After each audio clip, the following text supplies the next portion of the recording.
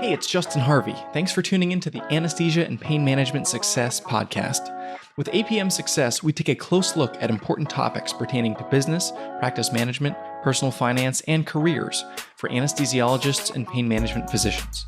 We work hard to take your critical questions straight to the experts. Thanks for listening.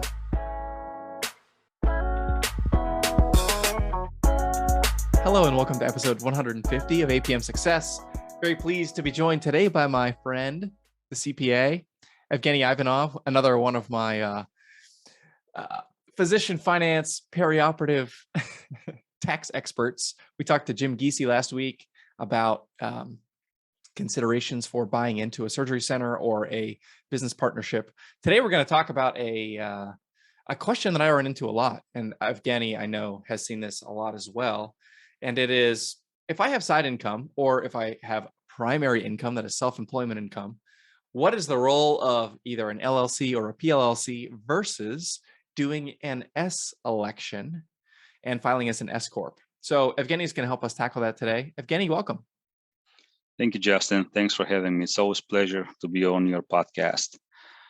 We have an interesting topic today that we have both of us get questions about it. And yeah, this is basically, go ahead. And it's never a straight answer, A or B. It's more like everybody's personal situation, but we do get a lot of questions.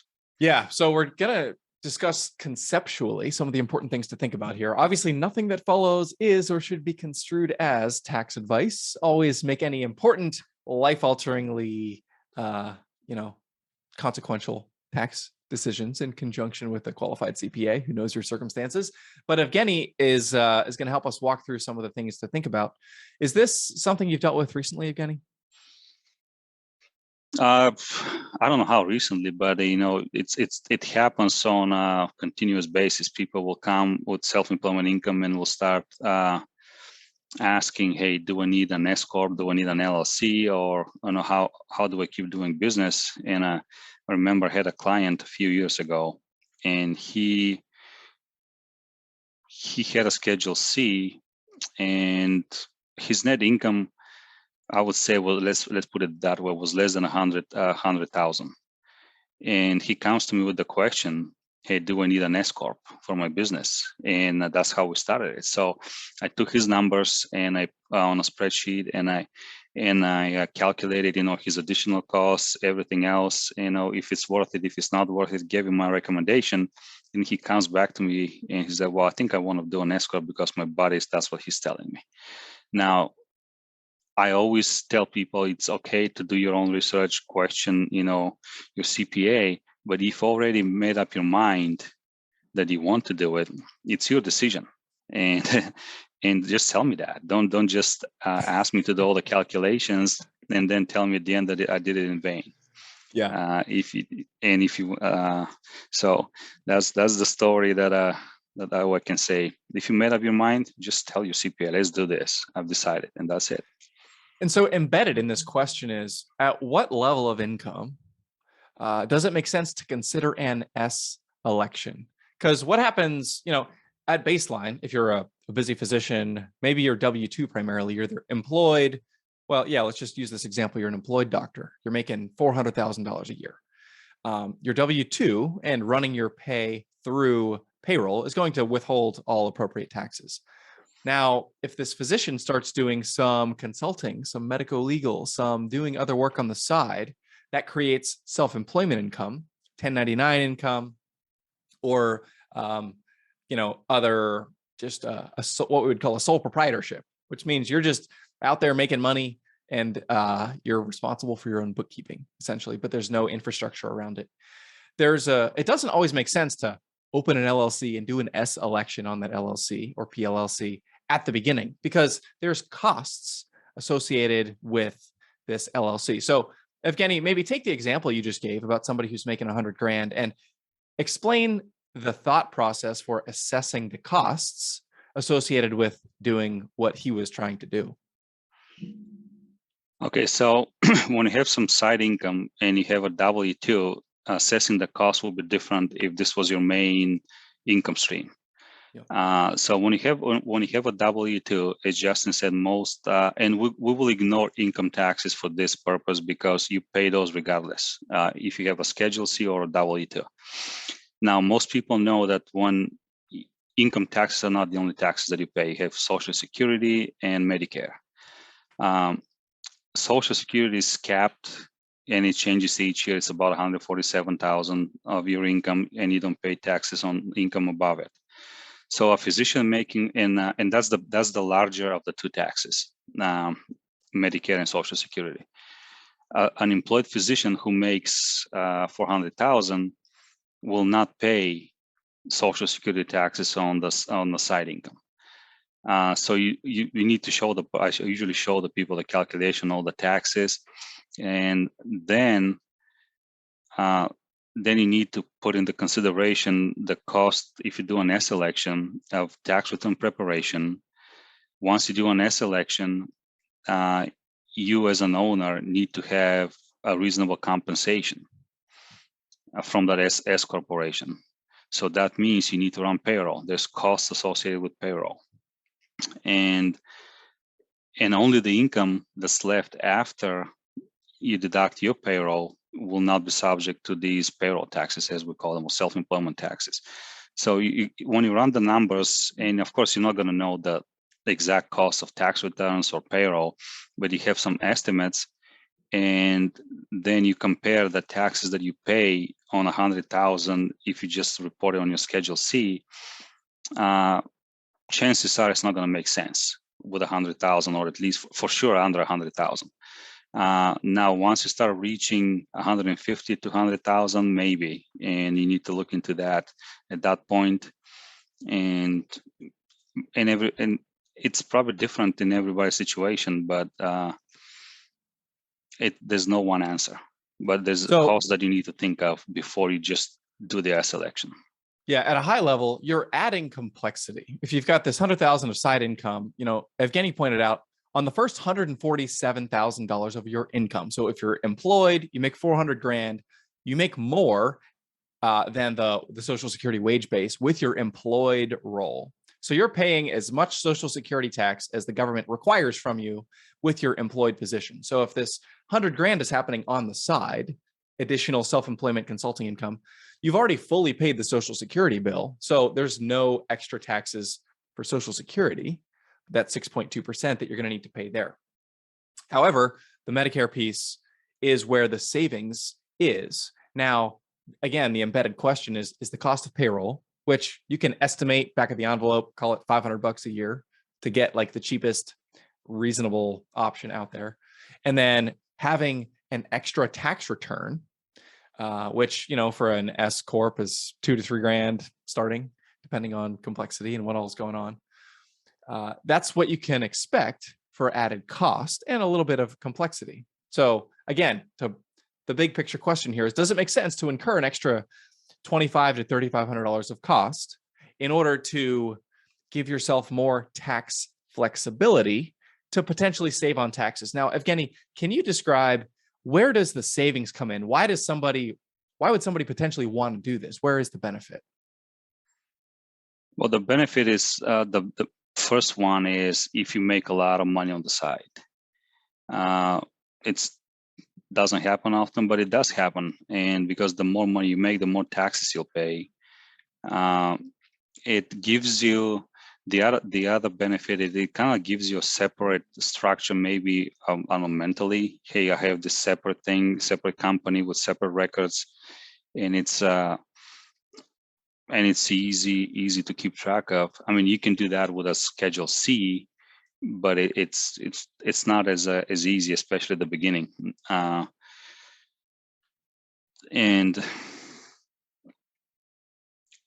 in your own company, people will recognize you as the company there, and eventually it might be easier to attract if you want investors, if you don't want to sell.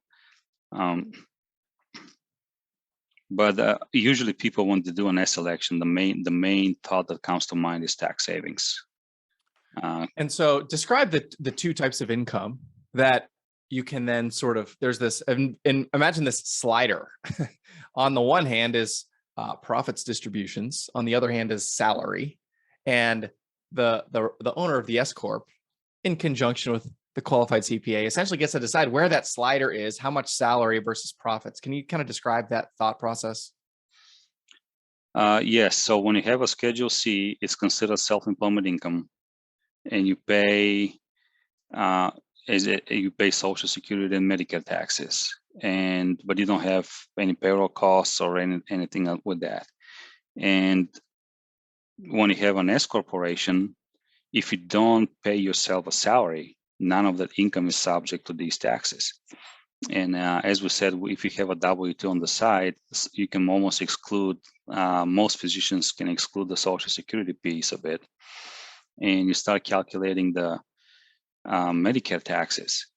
And now, but you have to decide, how much do I need to pay myself as a salary?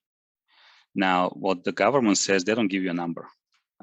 It says reasonable compensation, which what it means is how much do I get paid if I go outside on the market and find a job doing the same thing.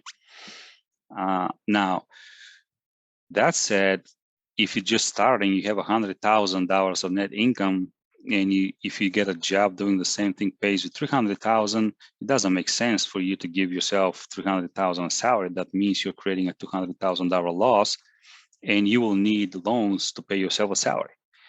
And so CPAs use different techniques to calculate the salary, but you cannot expect, what doesn't make sense is, let's say you're a physician, you have $1 million of net income, pay yourself $50,000 salary. That will not fly by the IRS. It has to be reasonable, but there's no one straight answer about the reasonable compensation. And so this is where the benefit lies. Any compensation to you in your side business that can be converted from salary. So say you have a $250,000 side business doing consulting for medico, legal, or device companies. If you make $250,000, if you pay yourself $250,000 of salary, then there's zero benefit from a tax standpoint because you're paying the Medicare taxes on that entire 250. But the benefit comes in where you begin to move that slider so that instead of saying $250,000 is salary, maybe 150 is the salary, and then 100,000 is profits distributions, or maybe 75 is salary, and then 175 is profits distributions. The profits distributions are then going to be exempt from that Social Security tax. And so this is, again, where you're working with your CPA to figure out essentially what is the lowest reasonable number that could be construed as reasonable compensation for the job that you're doing. And then if you use that number for salary, anything else above and beyond that is going to be exempt from the Medicare tax. Anything you would add, Evgeni? No, you said it nicely there. It is a conversation with your CPA to determine the reasonable compensation once you decide to do the S election. And what an S election is, if some people don't know, it's you're electing to file a separate tax return with the IRS as a separate entity. There's two main tax returns, that a business entity tax returns, partnership and corporate. And then you have the corporate or regular C corporation and S corporation, which is a pass-through entity. So that's you cannot have a partnership with one owner. So your option is to do an S election from your Schedule C to file a separate tax return. Yeah, that's a good point. So at baseline, if I just go out and I make $100,000 without creating any entity, that $100,000 lands on my Schedule C, which is a couple pages of the tax return where self-employment income, earned income lives. When you do the S election, what you're saying is, I want to divert that income from the Schedule C, and I want to create a new tax return. So I now have my personal tax return, the 1040. In addition, I have a second tax return, the 1120, and I am then I have to pay a CPA to do 2 tax returns, and the business tax returns are more complex. And so you're probably going to pay more for the business than the personal. But again, if you're making enough money in the self-employment gig, then that can be something that's worth considering. Now, something else to also consider is you can start doing your side gig, consulting or whatever it is, without any legal structure. You just find that somebody offers you a consulting project, you go work with them, they pay you 1099 with your name and social. Now, if you want to make an S election, you will have to form some kind of entity, because you cannot make an S election where there's no entity, when nothing exists. And that can be anything. You don't need a corporation. Probably the easiest thing to open is an LLC. A lot of states, you can just go on the Secretary of State's website and just create one. And once you have that entity, then you can make the S election. Yeah, that's a good point. So I often have, clients saying, should I be doing these side gigs in an LLC? There's no, in most cases, if you're making, less than 100 grand, to just use rules of thumb. And this is not specific advice, but this is a rule of thumb to give you some context. If you're making less than 6 figures, it probably doesn't make sense. Let me say it this way. There's no tax reason to have an LLC. There may be liability protection reasons depending on what you're doing and the exposure from a legal standpoint, but there's no tax benefit to opening an LLC in and of itself. The benefit may come in the flexibility down the line that it could give you to do that S election. That's the primary benefit that you may experience. That's correct. Yes. Another question that I have had at times, you mentioned if we've got the W-2 income for this doctor, this example that we have, 400,000 W-2, $100,000 of side income, because they're hitting the Social Security wage base with their W-2, that sort of removes the Social Security piece. Does spousal income impact this at all? If it's, for example, a dual physician household and my spouse makes, 147, more than 147 in a W-2 gig, or maybe they make less than that. Does the spouse's income impact this at all? No, spouses pay their own Social Security. So if you have a $400,000 W-2 and $100,000 Schedule C, it's your own Social Security calculation at maximum at $147,000 in 2022, and the spouse is separate. Now, I don't know if there's sometimes a planning option to where if your spouse is making less than 147, and you kind of have the ability to go into this consulting together to an extent, maybe to be just in your name. So you can avoid the Social Security, but that's, tax avoidance. I don't know if you can get in trouble with, hey, the spouse is providing services, but, you're not giving them pay for that. So that there's more to think about it. But everybody pays their own Social Security. And it doesn't matter if one is maxed out. Even if one of them has enough income for both of them to be maxed out, still it's separate calculation. So that's a good planning point here, Evgeni, is that this is something that is not uncommon, is if you have somebody who's self-employed and a spouse who has their own W-2 thing happening, there can be an opportunity for, administrative work to be done by the spouse to help maintain books and records, do scheduling, something else like that.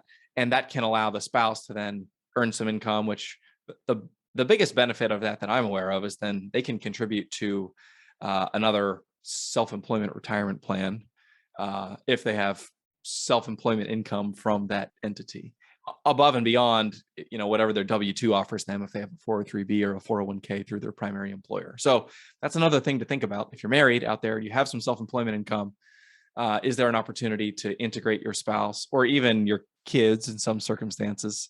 That gets a little more thorny with, well, what can my 5-year-old actually do to earn money from my business? So definitely work with your CPA on that one. But, there is, one that I do see is having your kid be a model on your website, take some pictures of them, and then your kid earns some wages from that. And then you can contribute to a Roth IRA or something to the extent that they get paid for that. So again, just some In ideas. that case, you'll have to probably give them a W-2.